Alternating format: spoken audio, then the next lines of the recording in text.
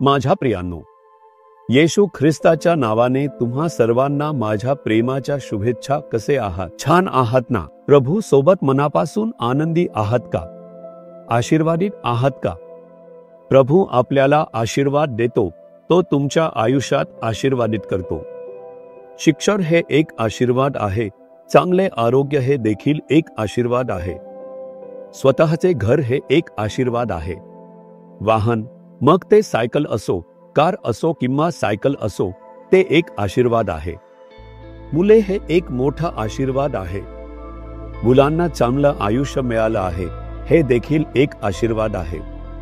माणसाला आयुष्यात अनेक आशीर्वादांची गरज असते. हे सर्व आशीर्वाद परमेश्वर देतो. तुम्ही आशीर्वादित आहात का? आशीर्वाद आले होते, कधीतरी आपण आशीर्वादित होतो, पण आता ते सगळं गेले. आता आपण सगळं गमावले.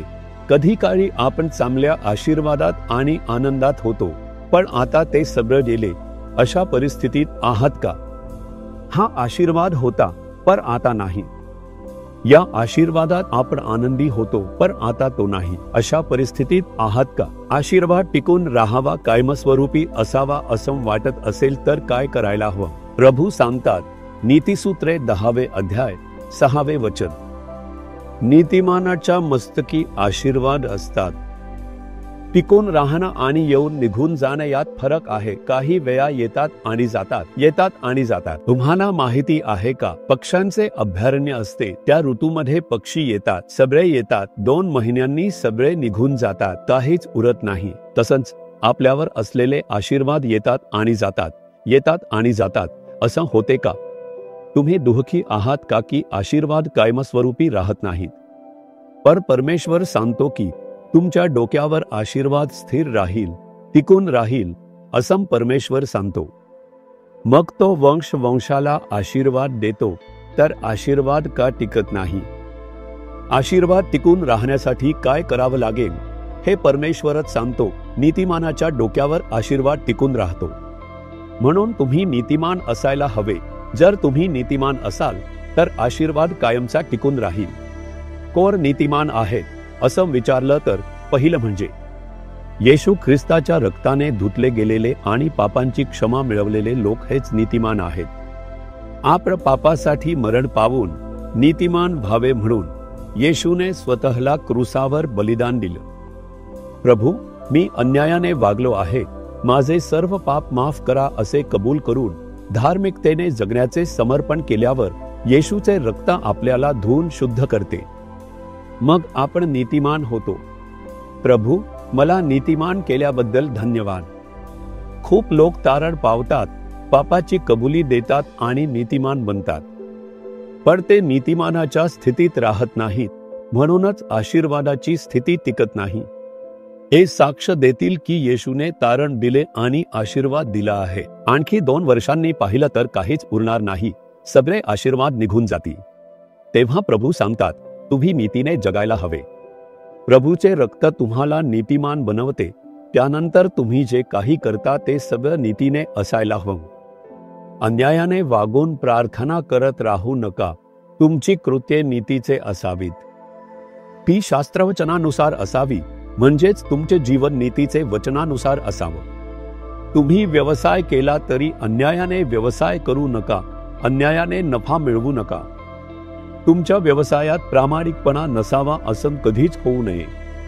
शास्त्रवचनानुसार प्रामाणिक आणि नीतिमान राहिलात तर ती आशीर्वाद तुमच्यावर टिकून राहील. देवाच्या इच्छेनुसार सर्व काही मी करावं अशी अपेक्षा परमेश्वर करतो.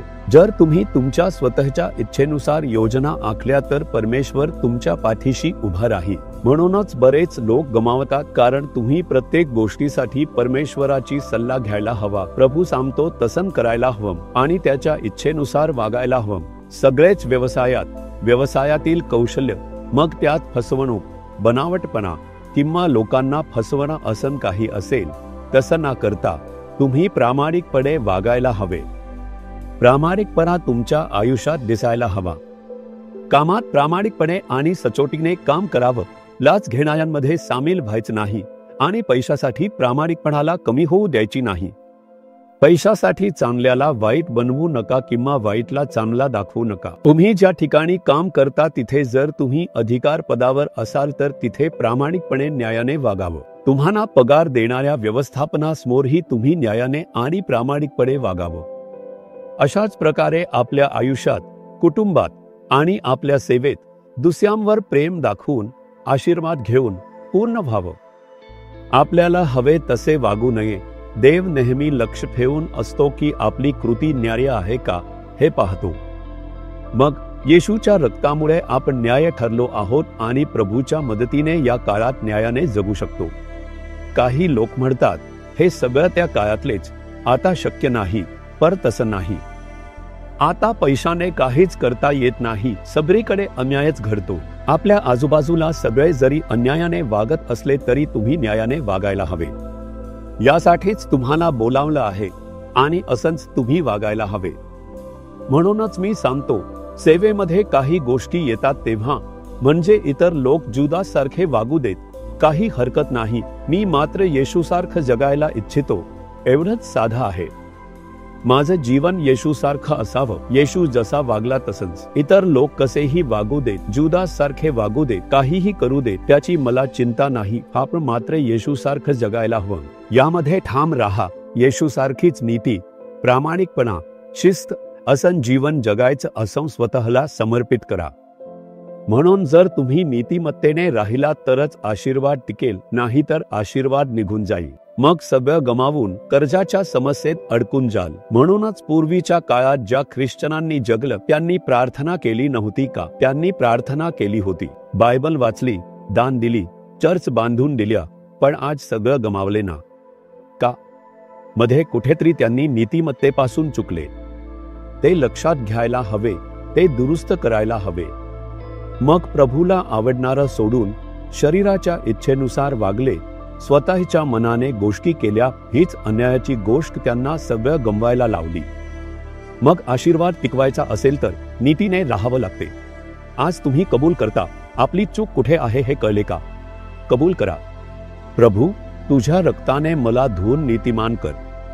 मी न्यायाने जगण्यासाठी स्वतःला तुझ्या चरणी अर्पण करतो. तुम्ही म्हणालात की नीतिमानाच्या डोक्यावर आशीर्वाद टिकतो. मी नीतीने जगण्यासाठी तुझ्या चरणी अर्पण करतो. माझ्यावर तुझा आशीर्वाद सदैव राहील. कोणीही तो घेऊ शकत नाही आणि मी तो गमावणार नाही, यावर मी विश्वास ठेवतो. नीतीने जगण्यासाठी आणि चालण्यासाठी मी समर्पित करतो. येशूच्या नावाने आमेन. आमेन.